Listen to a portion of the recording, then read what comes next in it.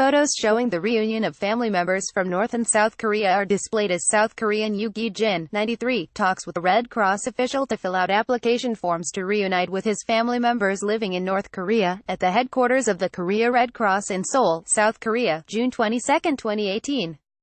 On June, the Canadian press. North and South Korea agreed Friday to hold temporary reunions of families divided by the 1950-53 Korean War as they boost reconciliation efforts amid a diplomatic push to resolve the North Korean nuclear crisis.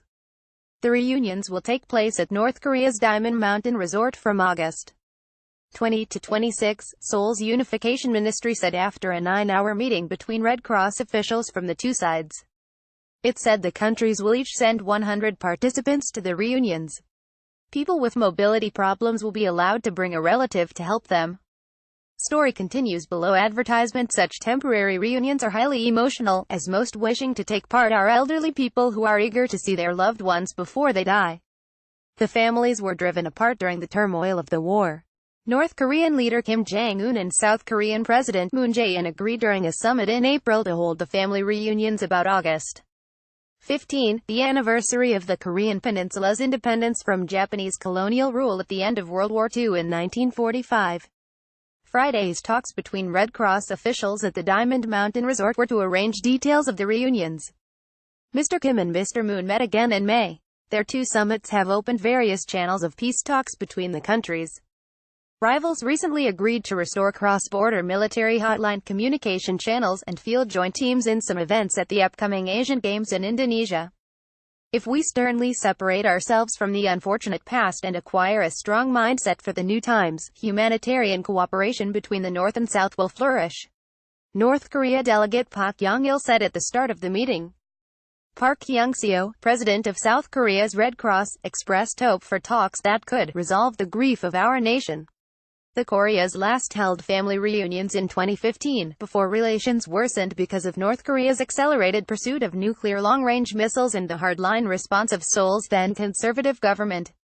Since the end of the Korean War, both Koreas have banned ordinary citizens from visiting relatives on the other side of the border or contacting them without permission. Nearly 20,000 Koreans have participated in 20 rounds of face-to-face temporary reunions held between the countries since 2000. Story continues below. Advertisement. Aside from setting up a new round of reunions, South Korean officials also proposed a survey to confirm surviving members of war-separated families in North Korea and the possibility of hometown visits, but couldn't reach an agreement with North Korean officials, Mr. Park told reporters after the meeting. The limited numbers of reunions are vastly insufficient to meet the demands of aging relatives, who are mostly in their 80s and 90s, South Korean officials say. According to Seoul's Unification Ministry, more than 75,000 of the 132,000 South Koreans who have applied to attend a reunion have died. None of the past participants has had a second reunion. South Korea uses a computerized lottery to pick participants for the reunions, while North Korea is believed to choose based on loyalty to its authoritarian leadership. South Korean analysts say North Korea allows only infrequent reunions for fear of wasting what it sees as an important diplomatic bargaining chip. North Korea may also worry that its citizens will become influenced by the much more affluent South, which could loosen the government's grip on power.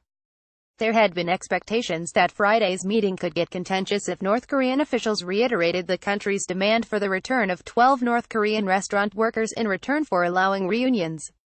Seoul has said the 12 women, who had worked in a restaurant in China, had defected and willingly settled in South Korea in 2016 but is now reviewing the circumstances following a media report suggesting at least some were brought against their will. Mr. Park was unwilling to provide a clear answer when asked whether North Korea had raised the issue during the meeting. The North rejected a South Korean proposal for family reunions last year, seeking the workers' return first. Story continues below. Advertisement.